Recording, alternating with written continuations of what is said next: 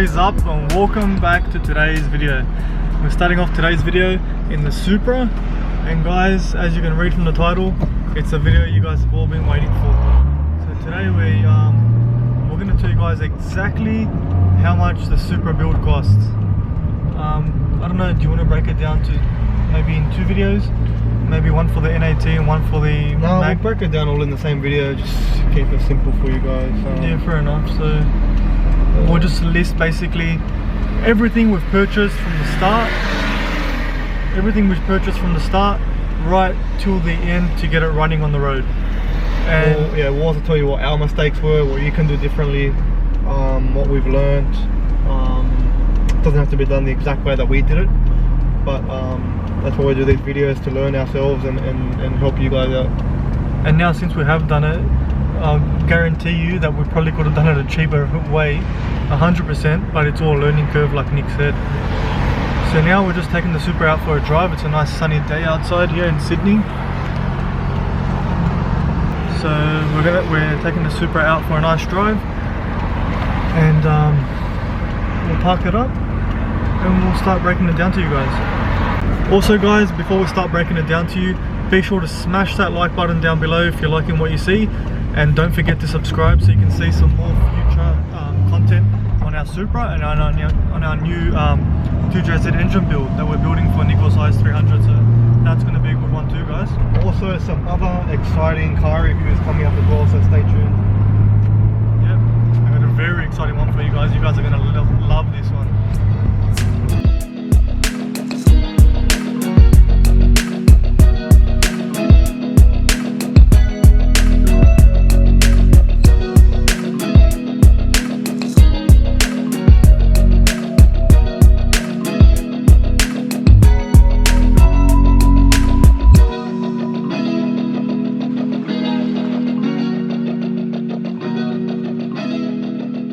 Hey guys, so we got the Supra back in the garage after taking it for a little drive. That was really nice, taking it out on a Sunday.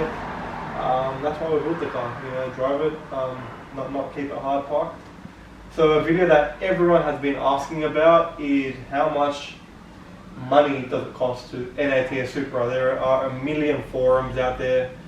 There are a gazillion YouTube videos, but no one actually breaks it down part by part. So I know everyone's been asking for this video. To be honest, I don't even know how much it cost me, but this video has motivated me to sit down and calculate it. So now we're both going to find out. I really hope this helps you with your turbo build as well, if you're looking at NATing a Supra or any car in general. We learned a lot on the way of building this car. So in the process, obviously we haven't really NAT'd a Supra before. So we did learn a lot, what to do, what not to do, and hopefully we're going to share that information with you guys to make your NAT process a lot more simple. So it was a massive learning curve. We started basically knowing nothing, but we got it done in the end. The car drives beautifully, we love driving it. So yeah, this is how much the NAT build costs. So I've got everything written on my phone here. Just for convenience sake. It's a bit of a scary list, to be honest, but here we go. So our turbo kit we got from Golby's Parts.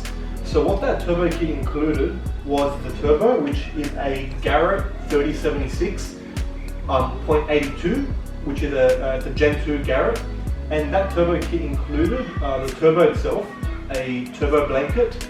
It included a 50mm wastegate, Turbo Smart wastegate. It included a V-band clamp for the wastegate, and it also included the oil and water lines. Now we found that those oil and water lines didn't fit up to our specific application, so we got new ones anyway. So that turbo kit that I just described cost us $5,200 from Golby's Parts. In general, it was pretty good. Because it also included our 6-boost manifold. But Golby's does a great kit, they're really knowledgeable. If you have any questions, they're more than happy to answer. So just give them a call, throw them your power goal, and they'll tell you exactly what turbo you're going to need. Now, one thing that we did find with this turbo and the way it sits on the manifold is that if you're thinking of running the distributor, it does interfere with the distributor, so you are going to need to go coil and plug if you go with this particular intake manifold, with this exhaust manifold. If you're wanting to go with the distributor, you're going to need to find the exhaust manifold that sits the turbo a little bit further back. So that's just something to keep in mind as well, guys. And this turbo setup won't work with having the stock intake manifold setup, you know, the one that goes over the engine, because the turbo sits too high up. So you're going to need to get a exhaust manifold that sits a bit lower if you're wanting to keep that stock intake manifold. But if you are going the NFE process, we would probably recommend getting a front-facing intake manifold. Another thing that we got from the States was our intercooler kit. So we got the CX Racing intercooler kit. Now we got that with the motivation of running the stock intake manifold, but obviously that didn't work out. So that cost us $1,418. That included the intercooler. This will be a 3.5-inch intercooler maybe. The intercooler brackets, so the brackets that hold onto the car. But if you're a fab guy, you can make those really easily. And also all the intercooler piping. Now we did use a couple of the pipes I used, but not all of them. So that was an additional cost that we didn't need. So what we would recommend is, if you're going the front-facing intake manifold, feel free to get the CX Racing kit. If you're going the over-the-top intake manifold, feel free to get the CX Racing intercooler kit. But if you are going the front-facing intake manifold, we would highly recommend just getting custom piping made. We didn't think we needed custom piping, but in the end, that's always the case. You're always going to, you know, nothing's always going to fit as a kit. So most of the time, the kit doesn't really work. So if you just get your own, you can even go to like Just Jab or get one from Mishimoto. Get an intercooler, get a couple of bungs welded on, and then, you know, just mount it to these mounting holes that you can find in the Supra. So yeah, that whole intercooler kit cost us $1,400. So if I was to do this again, I'd just pay a bit more money to get a better intercooler and get some custom piping made from the start. So that's something that we definitely learned, and should have done. So that's something that you guys can learn from as well. Another thing was we spent about $250 on silicone joiners, like pipe joiners, heat wrap for the turbo and for the exhaust manifold, and the turbo hose clamp. So yeah, that cost us about $250. So all these little things do add up, guys. So you got to remember that. So yeah, all these little like intercooler, like hose joiners and stuff, cost us about $250. The next thing is, initially when we thought we were going to run our W58, we did buy an NPC Clutch. Now that NPC Clutch cost us $400, sorry, but we have gone ahead and sold that as a second-hand like new clutch for around $1,000. So we lost about $200 there. The fuel pump and the timing belt kit cost another about $350. So we got those from our friend at Make Me Go Fast. So he has a whole bunch of performance parts, whether from Garrett to Turbo Smart or anything like that. So if you need anything like that, just let him know. So yeah, that cost us about $250. Or $350, sorry.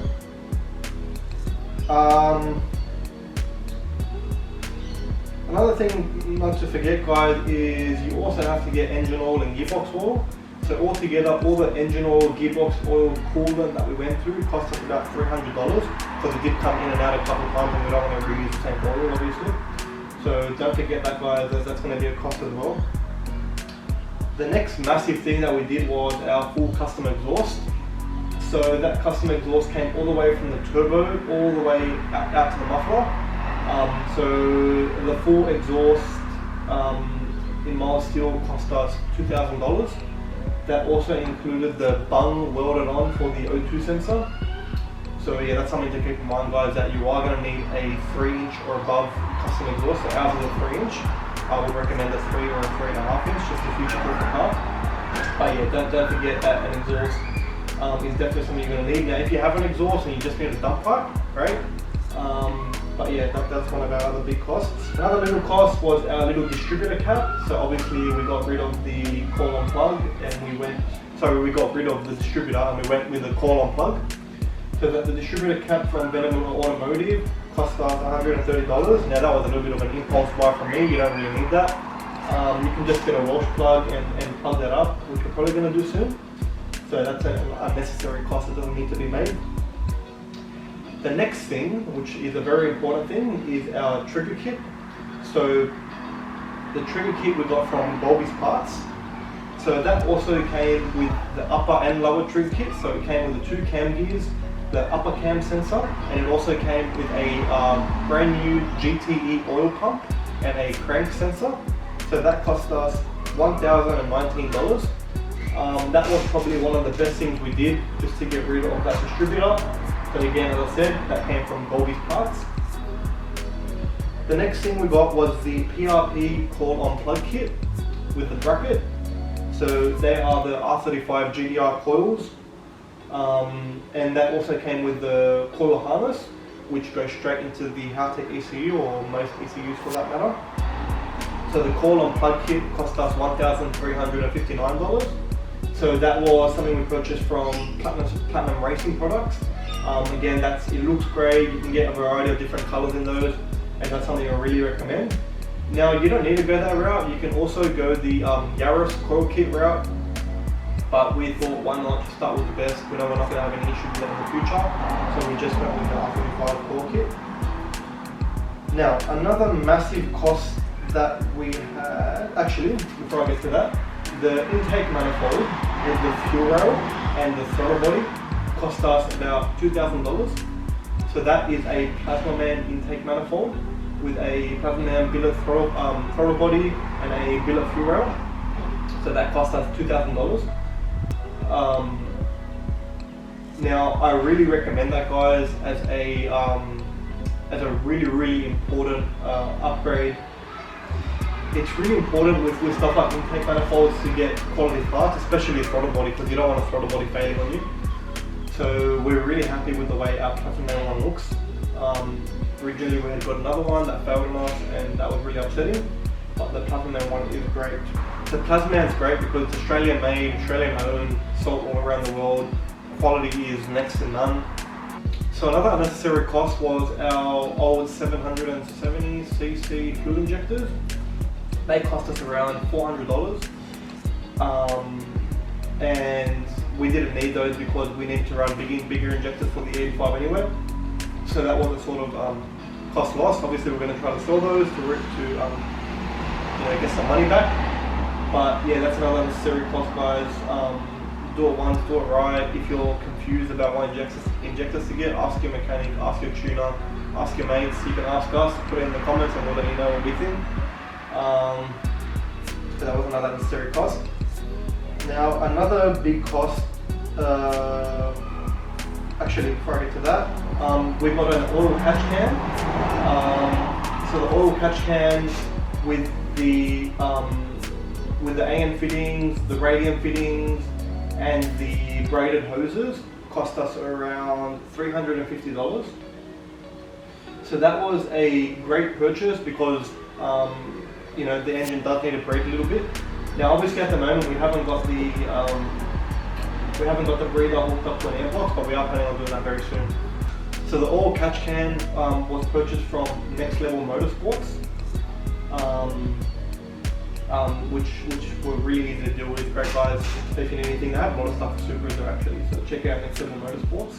The Radium pushing fittings for the catch can, which go into the rocker cover, we got from Top Tier Parts and Performance down in Melbourne. They're really cool. They've got some cool Supra stuff there, so check them out as well, guys. They've also got a Jeep Cherokee SRT Brembo brake kit for the Supra, which we're eyeing out. But yeah, so that's from Top Tier Performance and Parts. So the next big cost was for our tuner. So what our tuner did for us is he installed our HALTECH ECU, our flex fuel kit, our wideband O2 sensor, our fuel pressure regulator, our battery, heat tune the car, install the fuel rail, injectors, and all up that cost, you know, for all those parts and installation cost us about $5,000. So one thing not to forget, guys, is you are going to need a standalone ECU. We went with the HALTECH Elite 2500, so we got a pretty good deal on that. We have a relationship with the person we got it off.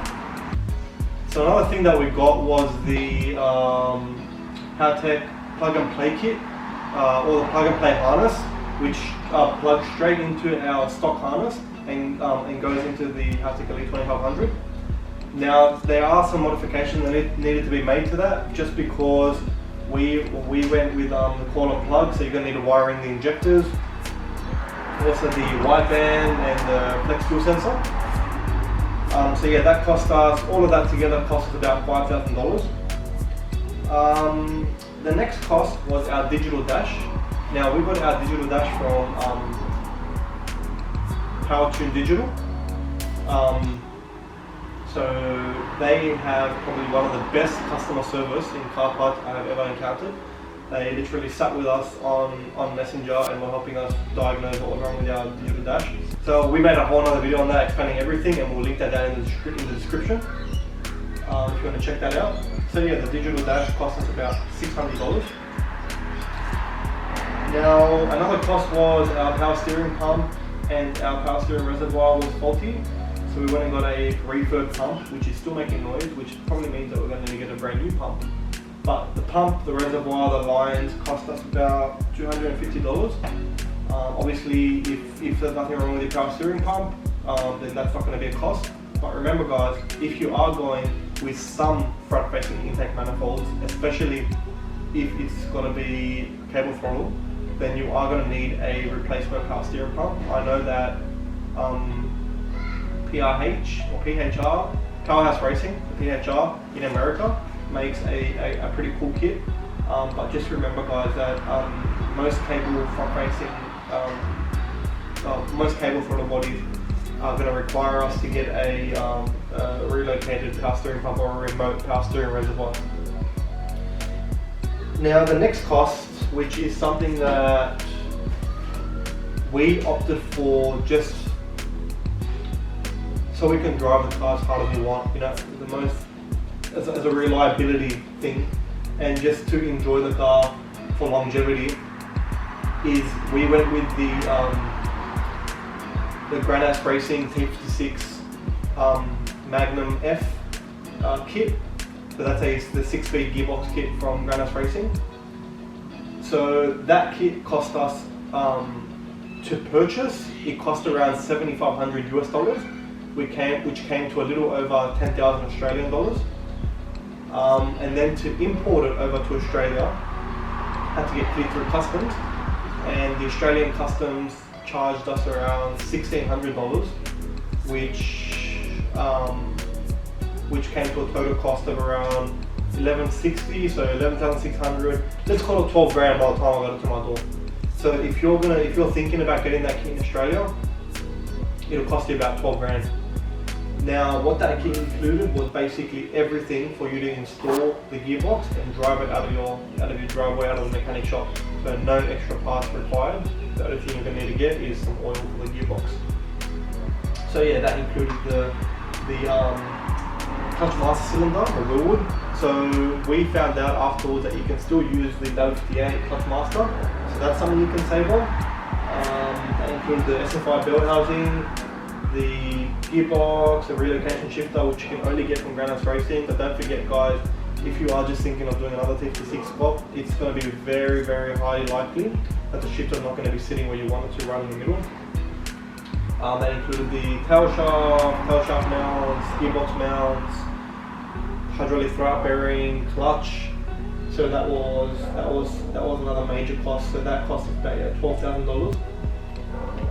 So I think I basically covered all the costs. So guys, to turbo a Supra from naturally aspirated to a 600 horsepower monster is going to cost you around 30,000 Australian dollars. That's including the gearbox, don't forget. So if we take that gearbox down, that brings that cost down to around 20,000 Australian dollars. So if you have a SZR, which already has a V160, then you're in luck. But yeah, so it costs us around 30,000 Australian dollars, and that includes everything. Now, if we had made some smarter purchases, such as not had gone with some custom intercooler piping from the start, or gone with the FFIM from the start, then we would have saved around, I reckon, around $2,000. So you'd be looking around that $28,000 to $30,000 mark to turbo a Supra the way that we did. Obviously, you can get a cheaper ECU. You know, if you're looking to build the engine, that adds an additional cost, because don't forget, guys, this is an unopened engine. The head hasn't been opened, the block hasn't been opened, nothing's been opened on this engine. The only thing that's been done is a GT oil pump. So yeah, don't forget that, guys. So I know everyone's been asking, and there you go, there it is. That's how much it cost us. You can do it for much cheaper. You can go the route where you get just the stock twin turbos with a turbo head and the turbo ECU, and that costs you way less money. But you know, this is the route that we went. We learned a lot. We hope that you guys learned a lot from our build as well. So, but I think even just if you're looking to just swap a GT motor in with the stock turbos and something like that, then that would even be a lot cheaper, because it's already got the intake manifold and everything bolts in because it's a Supra. But we thought we wanted to go the single turbo route. Again, we didn't really, you know, we learned as we went. This was a learning experience for both us and you guys. So that's the reason we did this, because we know all the DIYs out there are trying to do an NAT swap, you know, with their stock engine. And these 2JZG engines are great engines. They handles a lot of power. You know, the blocks, the long blocks are crazy strong head as well. They got great flow. You know, there's an awesome Golby's Parts video with, is it Golby's? I think it's Skid Factor actually. There's an awesome Skid Factory video where they talk about how the GE head flows. And it's absolutely great, especially the non-VVTi. So that's the reason we went that route.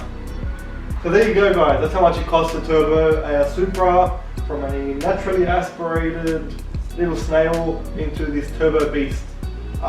We really hope you guys enjoyed this video. We know everyone's been asking about it. So share it around, share it to your friends. Please like, subscribe, it helps a lot. We're looking, to grow the channel, so that will be a lot of help. Any questions, shoot them down into the comments below. We try to answer as many questions as possible. And we know everyone appreciates that. Also, guys, check out our Instagram page at automotivated_. So that's automotive8, the number 8 ED _. So we put heaps of sneak peeks up there, and we share our builds, and we go for cruises and stuff. That's all on our Instagram page. So yeah, so thank you guys so much for tuning in, and we'll see you in the next video. So for anything you guys didn't catch, we're going to put a complete list of all the parts at the end of the video. So have a look there.